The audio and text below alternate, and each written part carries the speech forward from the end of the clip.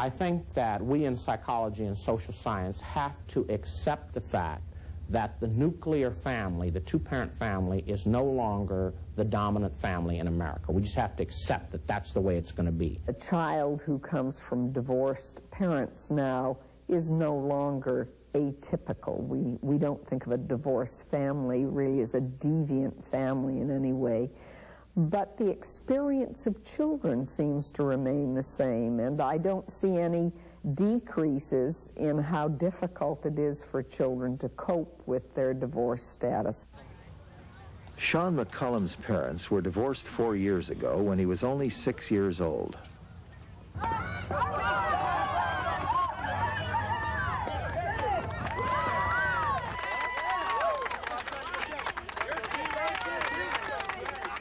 Sean is supported not only by his mother, but by an extended family that includes his grandparents, his aunt, and his Uncle John. Good shot, it's not going to run. This support for Sean extends off the field as well. 10 to 8. Who won? Them. No, they didn't. We won. We did. Baseball is the most important thing in Sean's life. When he was in school, as far as checking out books in the library for book reports and that kind of thing, everything that came home was baseball or basketball, and I'd say, well, don't you think you should pick something else out? There's life beyond baseball. And he'd say, no, there isn't. And he's asked for several years, but financially it was hard to get him into baseball for a while. And so a couple years ago I said, well, if everything goes okay, we'll get you in. And now he's been in and we don't come out. We're almost year-round baseball now, so it's real important to Sean. Come on, let's throw some strikes.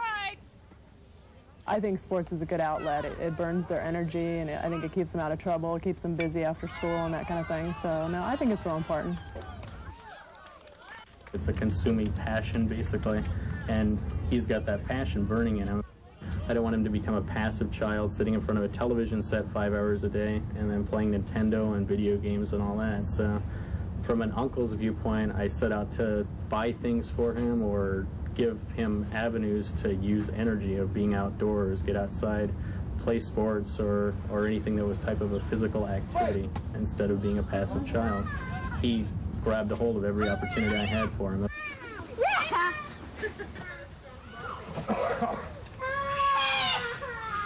And who's your favorite player on the Angels right now? Baseball, yeah. Dave? Yeah, Because he plays like you. Yeah, he plays... Same kind of style. No, but he doesn't play shorts. But No, but you guys run the bases the same way.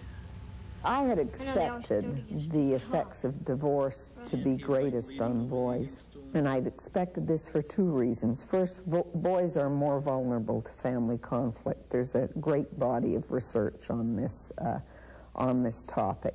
Second, I thought the presence of a father would be more important for boys than for girls. And certainly research on divorce suggests if you're looking at children before the age of adolescence, children, it's the boys who suffer the most adverse effects. Now, you've got to keep in mind that most of these children are residing with a mother, not with a father. However, something I had not expected was that in early adolescence, daughters who previously were doing very well in their family relations and in general adjustment in school and in the peer group started to exhibit very early acting out sexual behavior. So these kids became sexually active, became pregnant much earlier than kids whose parents had not gone through a divorce. There are a number of factors that are related to how well children adjust to divorce. The first are individual differences in the child. We've been talking about gender, but such factors as age of the child is important, and temperament of the child is important.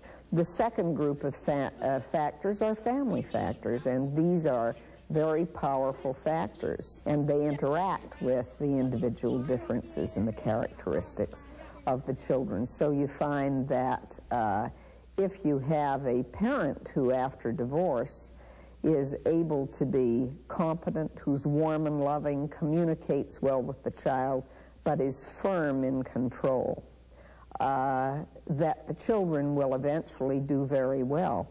However, many parents after divorce are suffering a great deal of emotional anguish themselves, and a preoccupied, disengaged parent isn't very much help to a bewildered, demanding child, and they often exacerbate each other's problems.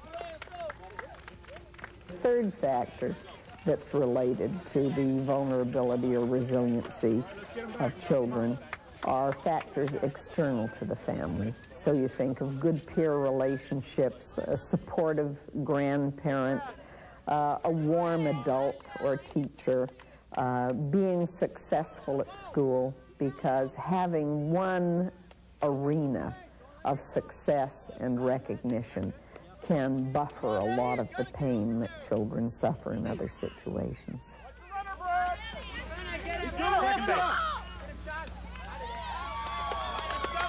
Good play, good play. It was real hard for me to go to work and to leave him at a babysitter or a stranger, and to be able to work and not feel that guilt that you sometimes feel from leaving the child behind crying and screaming at the doorstep. So as my mom got more comfortable being around them, she felt like she could handle it a little more. And so they got involved when they were quite young. And off and on, they've still been with sitters and different people who have been with them, but I don't think there's quite the same love as you get from a grandparent that watches over her grandchild. So what happened when that guy ran into you at second? He was out. My face hurt. Your face hurt? He ran into your face? I think what the single-parent family people need to do is get connected to other families, get connected to other extended family groups, and not try to battle the thing alone. And there are more and more single-parent families who are joining various different groups, coming together for forums, talks, and so on, and not try to do this thing alone, to go back to interdependence.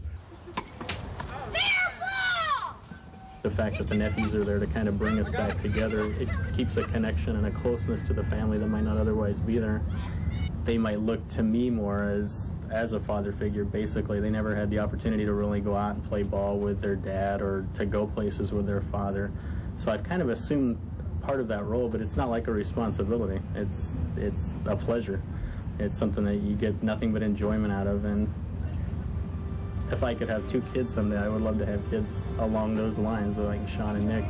They're both great.